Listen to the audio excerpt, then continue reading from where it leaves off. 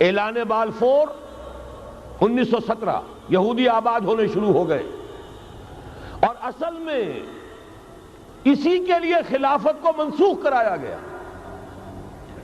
سلطان عبد الحمید، اگرچہ یہ ترکی خلافت جو ہے مرد بیمار کمزور، پھر بھی وہ مسلمانوں والا جذبہ اتنا تھا، انہیں بڑی سے بڑی رشوت پیش کی گئی تھی۔ ظاہر بات ہے یہودیوں سے بڑھ کر رشوت دینے والا کون ہو سکتا، جن کے ہاں ایسے بینکر ہوں جو 40 بلین ڈالر کا ایک چیک لکھ سکیں۔ پھر یہ کہ ان پر سیاسی دباؤ بہت ڈالا گیا، انہوں نے جب تک خلافت عثمانیہ برقرار رہی یہودیوں کو فلسطین میں آباد ہونے کی اجازت نہیں دی، کہ جو معاہدہ کیا تھا حضرت عمر نے رضی اللہ تعالی عنہ، خلیفہ ثانی نے، خلیفہ راشد نے، ہم اس کے پابند ہیں، اور ہم یہاں یہودیوں کو آباد ہونے کی اجازت نہیں دیں۔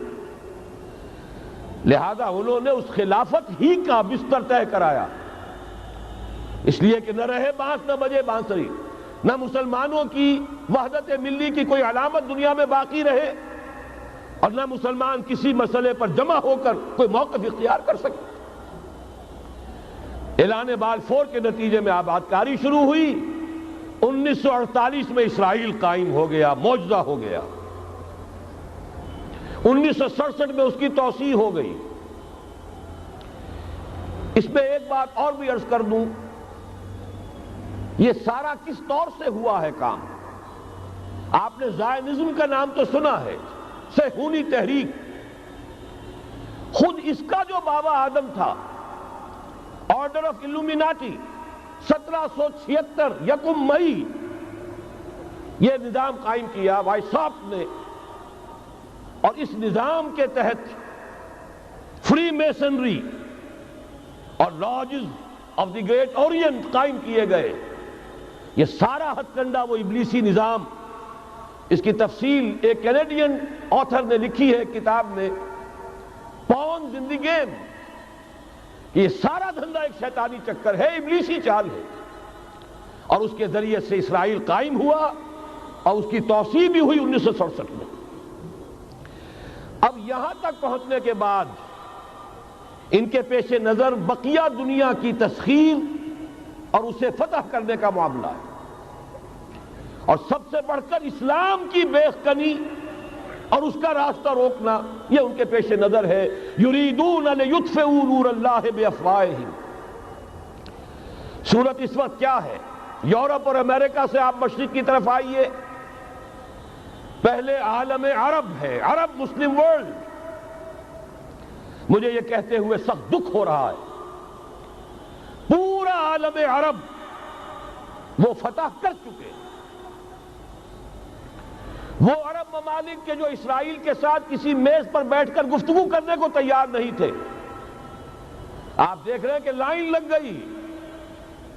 کبھی صرف انور سادات نے ریکگنائز کیا تھا، پوری دنیا میں شور مچا تھا، اس پر لعنت ملامت ہوئی تھی، اب تو ایک ایک کر کے، وہ شاہ حسن ہو چاہے شاہ حسین ہو، اب تو وہاں سے ویزے ختم ہو رہے ہیں۔ سعودی عرب اور امارات، انہوں نے جو کچھ کاروباری بندشیں لگائی ہوئی تھی وہ ختم کر دی گئی، ان میں نرمی پیدا کر دی گئی۔ یہ صورتحال ہے کہ واقعتاً ان کی جو عالمی تسخیر کا پروگرام ہے وہ آگے بڑھ رہا ہے، اور بدقسمتی سے امت مسلمہ کا جو قلب ہے، اس امت کا قلب امیین پر مشتمل ہے۔ هو الذی بعث فی الامیین رسولا منہم یتلو علیہم آیاتہ ویزکیہم الی آخر الآیہ۔ حضور بھی امی تھے، انہی میں سے تھے صلی اللہ علیہ وسلم، لیکن آج وہ قلب جو ہے عالم اسلام کا، وہ یہودیوں کے شکنجے میں کسا جا چکا ہے۔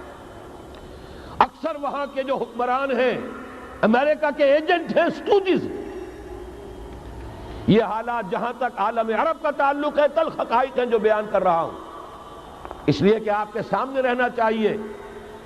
یہ جو اقبال نے کہا کہ دنیا کو ہے پھر مارکہ روح و بدن پیش، ابلیس نے پھر اپنے درندوں کو ابھارا، اللہ کو پامردی مومن پہ بھروسہ، ابلیس کو یورپ کی مشینوں کا سہارا۔ یہ دوبارہ ایک بہت بڑے پیمانے پر حق و باطل کا گھمسان کا رنگ پڑنے والا ہے۔ ملاحم کی جو حضور صلی اللہ علیہ وسلم نے پیشین گوئیاں فرمائی، الملحمۃ العظمیٰ، تاریخ انسانی کی عظیم ترین جنگ جو ابھی آنے والی ہے، اس کو سمجھ لیجئے اچھی طریقے سے کہ اس میں جو قوتیں ایک دوسرے کے مقابل آ رہی ہیں وہ کون سی ہے۔ نیو ورلڈ آرڈر کہنے کو امریکہ کے زیر قیادت ہے، حقیقت میں امریکہ خود یہودیوں کے پنجے میں ہے۔ یہ وہی ابلیسی طاقت ہے جو آگے بڑھ رہی ہے۔ عالم عرب کو فتح کرنے کے بعد اب ان کے پاس اگلا عالم اسلام کا حصہ ہے، غیر عرب مسلم ورلڈ۔ ایران ہے، اس کے شمال مشرق میں ترکستان ہے، روسی اور چینی، مشرق میں افغانستان ہے، پاکستان ہے۔ یہ ایک بہت بڑا سالڈ بلاک ہے۔ اس کے بعد اگرچہ ہندوستان آتا ہے، بھارت، ظاہر بات ہے کہ وہاں مسلمان اقلیت میں ہیں سوائے کشمیر کے، لیکن یہ نوٹ کیجئے کہ وہاں بھی کم سے کم 15-18 کروڑ مسلمان موجود ہیں۔ آج بھی دنیا کا سب سے بڑا ملک جس میں مسلمانوں کی تعداد اور جن کی نفری سب سے بڑھ کر ہے وہ بھارت ہے۔ اس کے بعد پھر انڈونیشیا، ملائیشیا ہے، اس سے آگے ہے پھر فار ایسٹ، ابھی انہیں فتح کرنا ہے۔ نیو ورلڈ آرڈر کا یوں سمجھئے کہ ابھی یہ ہارڈ نٹ ٹو کریک، ابھی ایک لوہے کا چنا ہے چائنا کی شکل میں موجود۔ اور مجھے یاد آ رہا ہے ڈی گال کے الفاظ بہت سے لوگوں نے سنے ہوں گے، اس نے کہا تھا کہ ہم نے خام خواہ روس کو اپنا دشمن بنا لیا ہے، وہ تو ہمارا بھائی ہے، وائٹ ریسس، وہ تو بنیادی طور پر یورپین قوم ہے۔ Beware of the yellow masses of the east, تمہیں گھبرانا چاہیے، تمہیں خبر لینی چاہیے۔ وہ مشرق بعید کے جو زرد رو لوگ ہیں، China, Indochina, Japan, yellow races, ابھی اس نیو ورلڈ آرڈر کے لیے جو فتح عالم اور تسخیر عالم کا پروگرام ہے، اس میں پہلے غیر عرب مسلمان دنیا اور پھر یہ فار ایسٹ کا خاص طور پر یلو ماسز، یہ ہے کہ جنہیں ابھی انہیں ٹیکل کرنا ہے۔ اور اسی لیے میں عرض کرنا چاہتا ہوں، حقائق ہمارے سامنے رہنا چاہیے۔